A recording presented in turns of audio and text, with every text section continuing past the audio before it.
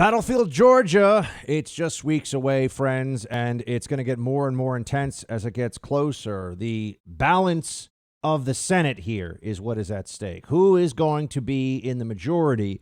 Huge implications, honestly, for whatever happens with the presidential election. We still need control of the Senate. So to tell us what's going on there and also just look more broadly at what's happening across the country with these voter issues, we've got our friend Ryan Girdusky with us now. He is the author of Theyre Not Listening, How Elites Created the National Populist Revolution. He's worked on many political campaigns and knows this game inside and out. Ryan, great to have you back. Thanks for having me. So what's happening right now in Georgia? You were down there for a few weeks. Tell me about the state of play, because there are a lot of people that are asking me questions like, Buck, hold on. If we have so little faith in what happened in the presidential election, and there clearly were problems, I mean, there were votes, thousands of votes that weren't counted and issues like that. What's going on down there right now? Is the state GOP in command and control, or should we all be worried? Well, the state GOP is extremely incompetent. I mean, it's the problem with a lot of red states is that they are so used to winning and winning easily that they oftentimes don't have the most efficient people running the show, because it's considered they can just sleep through an election cycle. Their Secretary of State is a bumbling moron. There's no doubt about that at all. I'll break some news to you. The Deputy Secretary of State, this woman who's been apparently making a lot of the calls, back a few months ago, she wanted, and this is leaked to me by several people within the state party, she wanted to have a rapper do a public announcement to sit there and try to get poll watchers. The rapper who sings WAP, whose name I'm literally blanking out on. But anyway, she wanted to have rappers sit there and try to get poll watchers. There's two fundamental problems. One is Cardi that B, I believe. Cardi B, yes, Cardi B, that's the one. She wanted Cardi B, if you know who that is, she wanted Cardi B to get poll watchers in Georgia for the Republican Party. It's just a joke. The problem essentially comes down twofold. One is that the Secretary of State did not mandate that counties report how many absentee ballots they had in on election night. So DeKalb, Gwinnett, Fulton, all these counties did not sit there and report how many ballots were outstanding. And the problem was they kept on finding them. They found tens of thousands, and poll watchers were forced to leave major poll sites. And even though votes were still being tabulated, so there's opportunity for fraud, even if there isn't election fraud, even if there wasn't election fraud, the opportunity for election fraud is boundless. Another big problem is they created this system, the local county board of elections created a system called drop boxes, where you could sit there and just drop your ballot in the box, and they would be picked up and they were secure apparently and brought to be counted later on. That is illegal under Georgia state law. Under Georgia state law, a ballot has to be delivered in person by two people watching the ballot being delivered, because what also is illegal in Georgia is ballot harvesting. Now, when you're dropping off tons of ballots, or you have the potential to drop off tons of ballots in a drop box, which apparently has a camera, but the cameras aren't being used to sit there and watch people delivering more than one ballot. They're being used to sit there and making sure that nobody's destroying the drop boxes. So you have a problem with that as well, these drop boxes. No one is suing as of right now to sit there and get these drop boxes removed, and every county is allowed to decide how many drop boxes they want in the county. All those things are really, working against us, and the state party really needs to ratify a lot of these problems. And I have a lot of confidence in the state party. I think, listen, they need to pick up one of these two Senate seats. David Perdue was just a few thousand votes shy of missing a runoff. He's well liked, even in areas where Trump wasn't well liked in the outside suburbs of Atlanta. Stacey Abrams has been running around screaming there's 900,000 absentee ballots already in the mix. As usual with Stacey Abrams, I've come to realize that oftentimes she takes credit for things that she doesn't necessarily deserve credit for. Most of these absentee ballots are for seniors that normally would get absentee ballots. There's not a huge surge in the number of absentee ballots in the city of Atlanta. It's pretty evenly dispersed statewide because it's just for seniors.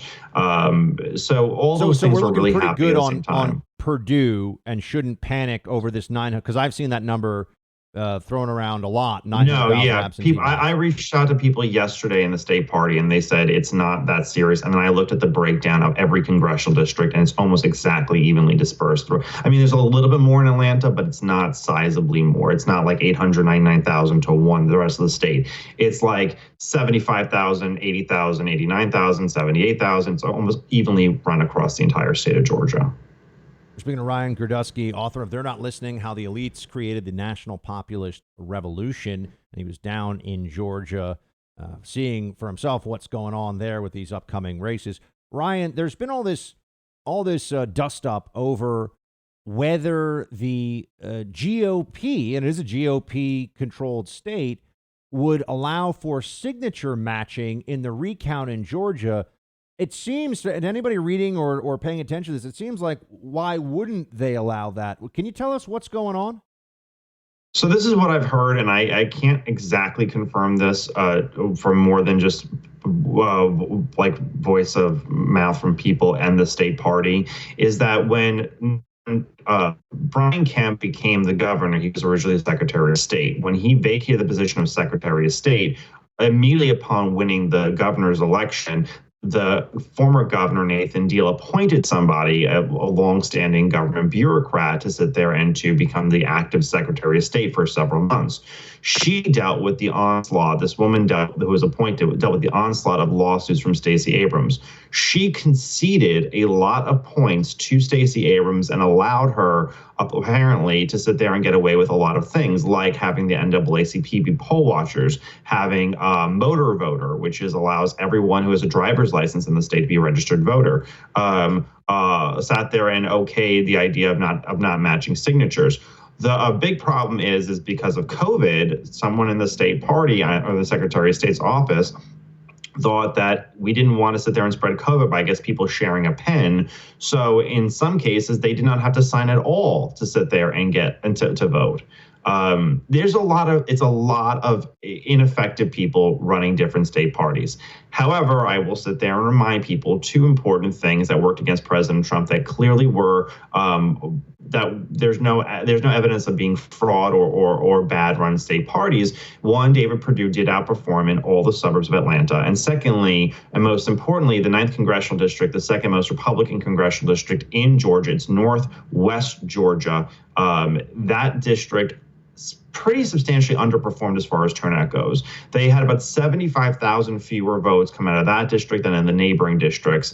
And that district, being one of the most Republican, would have delivered Trump the state, would have delivered David Perdue the state. It's in the Chattanooga television market. And that television market did not have a single ad running for the entire duration of the campaign, and especially the last few months. There was and the Democrat congressional candidate had dropped out. So there wasn't a grassroots movement to sit there and try from the congressional candidates to sit there and try to pull people out. A lot of the state legislative seats didn't have a Democrat opponent because it's such a Republican area. So grassroots efforts to sit there and kind of maybe pull the stragglers or the low hanging fruit or some of the low energetic voters to sit there and get them out.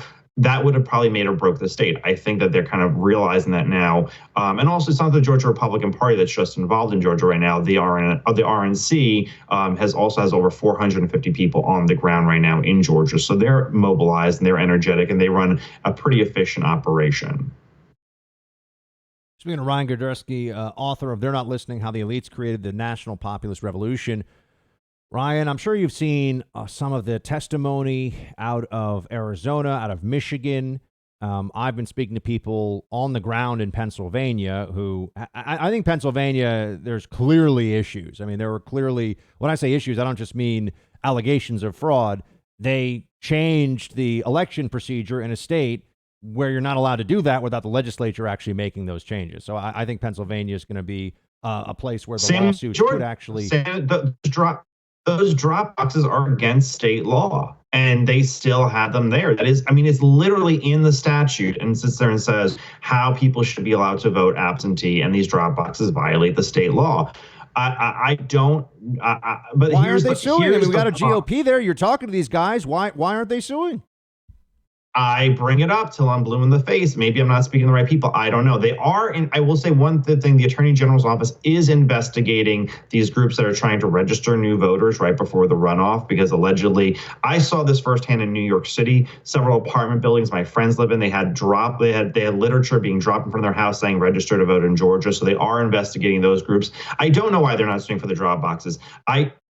Coming from the world of campaigns, I will say two things. One, after a vote is already cast, it is extremely unlikely that a judge is going to sit there and strike that ballot, simply for the fact that they do not want to deter people from voting and sit there and try to say and argue this is not a legitimate ballot. It's just the way judges usually work. Secondly, if the Georgia state legislature right now tried to convene to change all these laws some 60 days before election day, there would be a very, very hard time for that to get passed. Also, a judge would probably rule you can't change election law within 60 days of an election. I think that the more likely thing to do right now is to sue over clearly violations of the law, and also for the Secretary of State's office. And I wish there was a stronger Secretary of State. I asked everyone, I said, what was his past job? They said he was just a rich guy who wanted to be a statewide elected official. I wish that the Secretary of State's office would have sat there and, I don't know, had marshals, had somebody there. Most of the votes in Atlanta are counted in one giant supercenter. Have someone sit there and monitor it. That if someone were to leave, they were to leave with them. That wasn't secure. They found 60,000 absentee ballots days after the election, and they said, "Oh, we forgot to click the upload button on the computer for the 60,000 ballots to show." Those should have been stopped immediately and checked out and inspected, and when they were actually even put into the computer and processed. All of these things are extremely worrisome. I will say I do have more confidence in the Republican Senate committee being involved on the ground in Georgia than I do the Georgia GOP. But after this happens, Georgia needs to realize they are not South Carolina. They are looking closer and closer to being Virginia. And they need to really realize that they are in a changing state. They need extremely competent people. It can't be the good old boy system where someone's great uncle who's been loyal to the party becomes chairman of one of the most important counties in the state, which I saw time and time and time again. We got to ask you this before we let you go, Ryan. You've seen what's going on with these hearings in Arizona and Michigan, and there's one in Nevada, I believe, that will happen tomorrow. Is Trump's case in your mind, is it getting stronger, or is it just disappearing over time? I don't know. I'm not a lawyer, and I've never run absentee ballot challenges in any of these states before. If it was New York, I could tell you much more substantive than I can do it in any of these states. I will say that Trump's tone and conversation has changed over time. At the Christmas party yesterday, he sat there and said, "See you in 4 years." It's more likely that he's talking about running again in 2024 than he is that he will be the president in 2021. Ryan Girdusky, everybody. They're Not Listening, How the Elites Created the National Populist Revolution. Check it out. Hey, Team Buck, thank you so much for watching The First on YouTube. If you like this video, please click that little thumbs up button so then it will log as liked. And also, if you want to see more great content from The First, please click subscribe.